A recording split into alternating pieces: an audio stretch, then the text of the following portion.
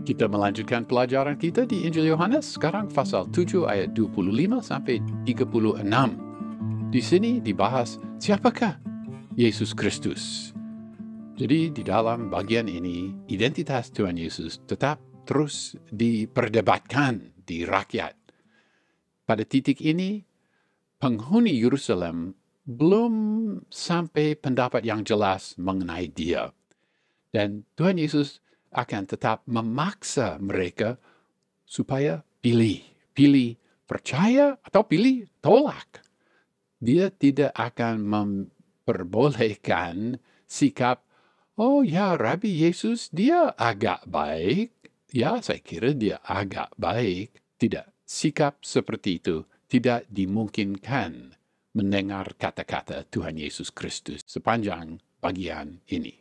Jadi bagian ini ayat 25 sampai 36 mulai dengan kebingungan orang-orang Yerusalem mengenai asal-usul Tuhan Yesus. Dan bagian ini berakhir dengan kebingungan orang-orang Yahudi mengenai kemana dia pergi. Jadi ayat 25, 26, 27, kebingungan di dalam hati orang-orang Yerusalem. Pasal 7 ayat 25. Beberapa orang Yerusalem berkata, bukankah dia ini yang mereka mau bunuh? Ini orang-orang Yerusalem, bukanlah mereka yang datang dari luar kota atau dari jauh untuk merayakan Hari Raya Pondok Daun. Penghuni Yerusalem lebih memahami sikap pemimpin-pemimpin mereka terhadap Tuhan Yesus Kristus. Pasal 7 ayat 26. Dan lihatlah, ia berbicara dengan leluasa, dan mereka tidak mengatakan apa-apa kepadanya. Mungkinkah pemimpin kita benar-benar sudah tahu bahwa ia adalah Kristus? Mereka heran karena Tuhan Yesus mengajar dengan leluasa, secara terbuka. Kata mereka tidak mengatakan apa-apa kepadanya, rupanya artinya mereka pemimpin-pemimpin Yahudi tidak menghadap dia dan melarang dia. Tetapi ya, ditulis seperti itu. Dan mereka duga bahwa ya, mungkinkah pemimpin kita benar-benar sudah tahu bahwa ia adalah Kristus? Pasal 7 ayat 27, tetapi tentang orang ini kita tahu dari mana asalnya. Tetapi bila mana Kristus datang, tidak ada seorang pun yang tahu dari mana asalnya. Mereka berkeberatan dengan mengatakan dia Kristus, karena menurut mereka, bila mana Kristus datang, tidak ada seorang pun yang tahu dari mana asalnya. Tetapi aneh, perkataan itu aneh, karena di dalam pasal 7 ayat 42, kita membaca bahwa mereka paham bahwa kitab-kitab suci berkata bahwa Kristus akan datang dari Bethlehem, desa asal Raja Daud. Jadi, rupanya diketahui bahwa Kristus itu harus datang dari Bethlehem. Ya, rupanya pada masa itu ada beberapa pendapat mengenai kedatangan Mesias. Berdasarkan Daniel pasal 9 ayat 25, dan Maliaki pasal 3 ayat 1, mungkin ada yang berpikir bahwa Kristus Mesias akan muncul tiba-tiba sehingga asal-usulnya tidak diketahui sebelumnya. Tetapi berdasarkan Mika pasal 5, orang lain paham bahwa Mesias harus datang dari Bethlehem. Ya, tetapi para pembaca memahami bahwa alasan mereka untuk menolak Tuhan Yesus, alasan itu tidak kuat. Pasal 7 ayat 28, waktu Yesus mengajar di bait Allah, ia berseru, memang aku kamu kenal, dan kamu tahu dari mana asalku. Namun, aku datang bukan atas kehendakku sendiri, tetapi aku diutus oleh Dia yang benar yang tidak kamu kenal. Istilah di sini, bait Allah, terjemahan kita ini, Yunaninya Hieron, dan sekali lagi, Hieron ini merujuk pada bait Allah, gedung itu sendiri, juga pelataran-pelataran yang mengelilingi. Jadi ya, dia bukan imam menurut imamat Lewi, jadi dia tidak akan diizinkan masuk ke dalam gedung bait Allah. Tetapi sebagai orang Yahudi, laki-laki dewasa, dia boleh masuk ke dalam beberapa pelataran yang mengelilingi gedung bait Allah. Dan istilah yang ada di sini, Hieron, merujuk pada bait Allah serta pelataran-pelatarannya. Di dalam pasal 8 ayat 19, Tuhan Yesus menyangkal bahwa mereka mengenal dia.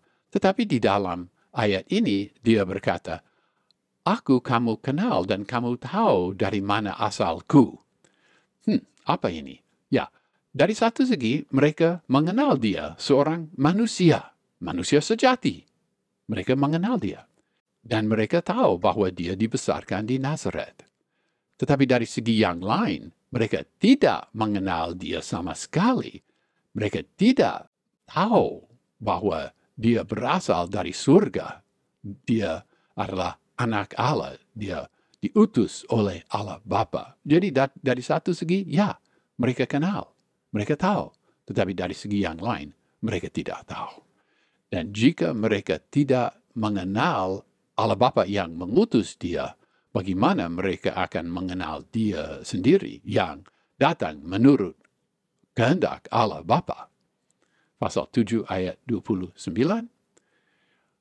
Aku kenal dia, sebab aku datang dari dia, dan dialah yang mengutus aku. Ya, di sini dia menegaskan asal-usulnya di surga, dan dia diutus dari Allah Bapa, dari surga. Dan hal-hal itu mereka tidak paham. Jadi apa yang penting? Mengenali Allah. Dan sebagai dia yang datang dari Allah, Tuhan Yesus sungguh mengenal Allah Bapa. Sekarang ada paragraf baru, orang Farisi berusaha untuk menangkap dia. Dia menanggapi usaha mereka, dan mereka bingung. Ini pasal 7 ayat 30 sampai 36. Di sini pasal 7 ayat 30, mereka berusaha menangkap dia, tetapi tidak ada seorang pun yang menyentuh dia, sebab jamnya belum tiba.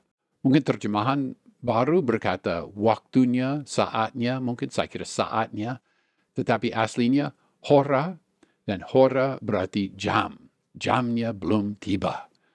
Dan ungkapan seperti ini, jamnya belum tiba, jamnya, cukup sering dipakai di dalam Injil Yohanes merujuk pada salib Tuhan Yesus Kristus. Mereka berusaha menangkap dia.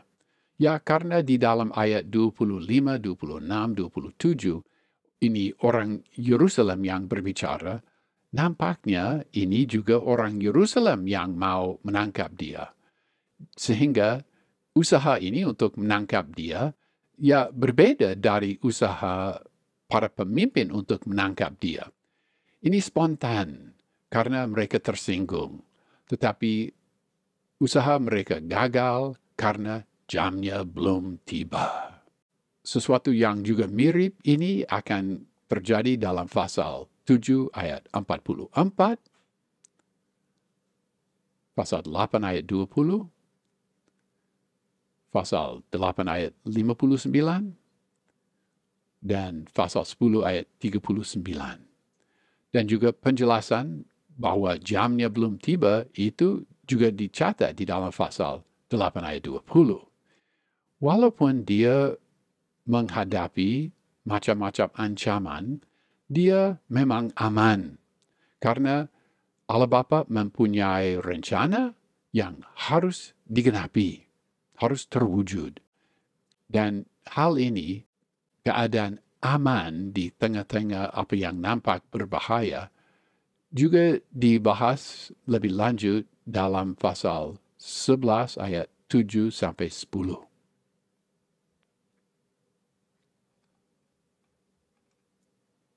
Pasal 7 ayat 31, Tetapi di antara orang banyak itu, ada banyak yang percaya kepadanya. Dan mereka berkata, apabila Kristus datang, mungkinkah ia akan mengadakan lebih banyak mujizat daripada yang telah diadakan oleh dia ini? Nampaknya Tuhan Yesus semakin berhasil melakukan apa yang dia kerjakan sejak pasal 5, yaitu dia mau supaya mereka mengambil keputusan, apa memihak pada Tuhan Yesus atau menolak dia, percaya atau menolak. Ayat 30 dan 31, di situ ada kontras antara mereka yang percaya seperti ayat ini dan mereka yang menolak. Tanggapan yang berkontras kuat ini seringkali diulangi di dalam Injil Yohanes. Lihatlah misalnya Yohanes pasal 7 ayat 40 sampai 44, pasal 8 ayat 30 sampai 33, pasal 9 ayat 16, pasal 10 ayat 19 sampai 21, pasal 11 ayat 45 sampai 46,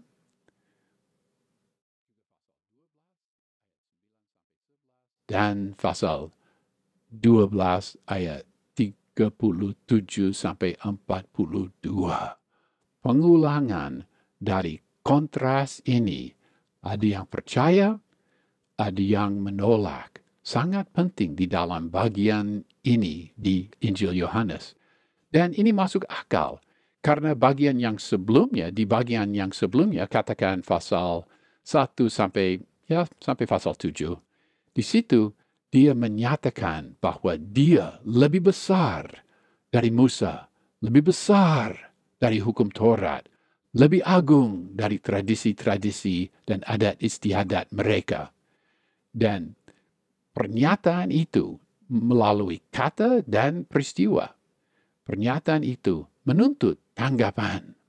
Mau menanggapi positif, mau menanggapi negatif, ya harus menanggapi.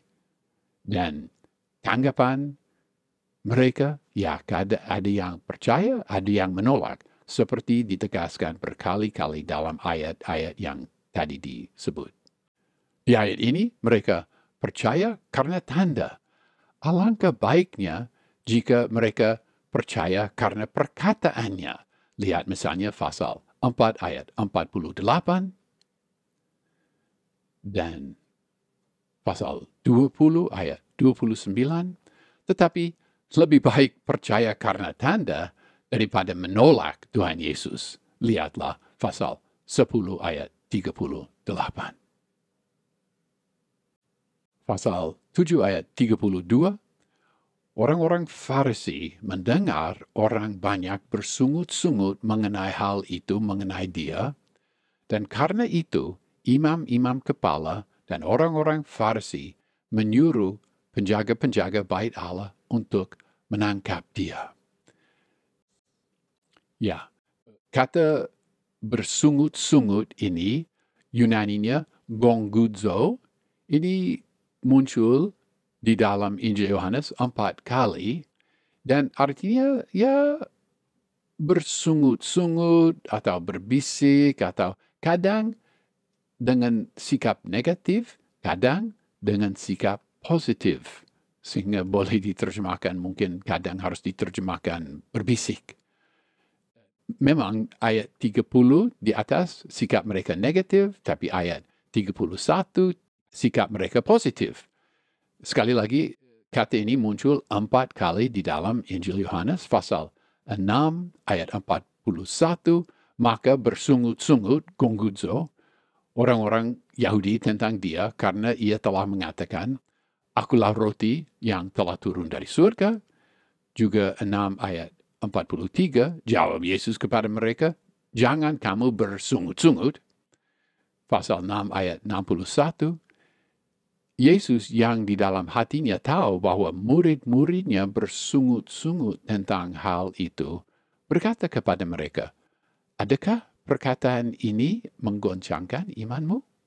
Dan juga ayat ini tadi, pasal 7 ayat 32, orang-orang Farisi mendengar orang banyak gongguzo bersungut-sungut mengenai hal-hal itu mengenai dia. Dan karena itu, imam-imam kepala dan orang-orang Farisi menyuruh penjaga-penjaga bait Allah untuk menangkap dia.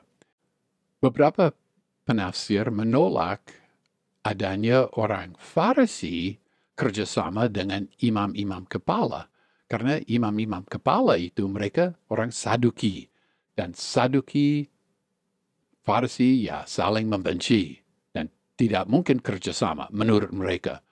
Tetapi rupanya untuk melawan Tuhan Yesus, golongan yang biasa saling bertengkar, ya gabung untuk melawan dia.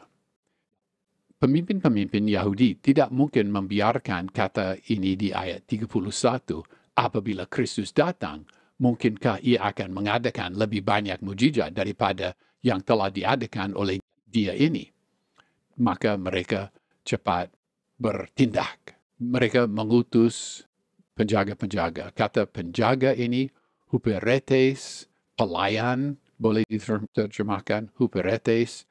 Menurut Carson, tugas huperetes ini adalah menjaga keamanan dan stabilitas bait Allah dan pelatarannya.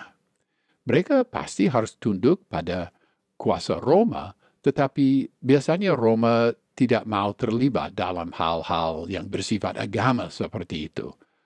Sehingga huperetes itu dapat mengikuti perintah Sanhedrin dalam hal-hal seperti ini.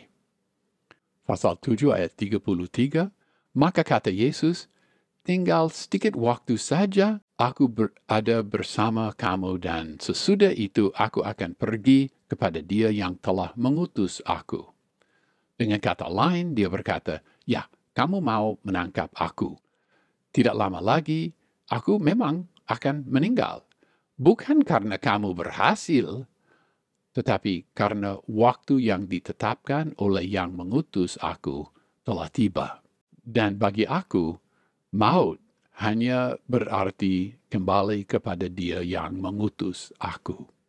Pasal 7 ayat 34, kamu akan mencari aku, tetapi tidak akan bertemu dengan aku, sebab kamu tidak dapat datang ke tempat di mana aku berada. Yohanes tidak menjelaskan ungkapan ini. Mungkin Tuhan Yesus berbicara mengenai kebangkitannya. Sesudah kuburan kosong ditemui, mereka akan mencari dia. Dan mereka pasti tidak menemui dia, karena dia sudah berada di surga bersama Allah Bapa. Pasal 7 ayat 35, orang-orang Yahudi itu berkata seorang kepada yang lain, kemanakah ia akan pergi sehingga kita tidak dapat bertemu dengan dia? Adakah maksudnya untuk pergi kepada mereka yang tinggal di perantauan di antara orang-orang Yunani, atau lebih baik dipahami di sini di antara orang Yahudi yang telah diyunanikan untuk mengajar orang Yunani atau untuk mengajar orang Yahudi yang telah diyunanikan. Kata Helen ini dapat merujuk pada orang Yunani. Ya, yang suku Yunani itu. Tetapi dalam konteks ini, kata ini juga dapat merujuk pada orang Yahudi yang tidak tinggal lagi di Yerusalem, tidak tinggal lagi di Israel. Mereka tinggal di tempat-tempat di mana bahasa dan budaya Yunani kuat, dan mereka tidak lagi berbicara bahasa Aram, mereka mulai berbahasa Yunani, dan mereka memakai budaya Yunani itu sehingga mereka boleh dikatakan mereka diyunanikan. Dan mereka tinggal di perantauan. Perantauan, kata diaspora, ini merujuk pada ya orang-orang Yahudi yang tidak tinggal di Yerusalem, tidak tinggal di Israel, tetapi tinggal di negara-negara yang di luar Israel. Mereka diaspora atau perantauan. Sama seperti mereka tidak memahami mengenai kelahiran Tuhan Yesus, ayat 27, juga mereka tidak memahami kata-kata Tuhan Yesus mengenai kematiannya. Ya, mungkin ada unsur keironisan di sini, karena melalui pengikutnya, Tuhan Yesus memang akan pergi melayani orang-orang Yahudi yang telah diyunanikan di perantauan. Tetapi sebelumnya, dia harus disalibkan dan dia harus bangkit dari kuburan dan naik ke surga. Kembali ke Allah Bapa yang mengutus dia.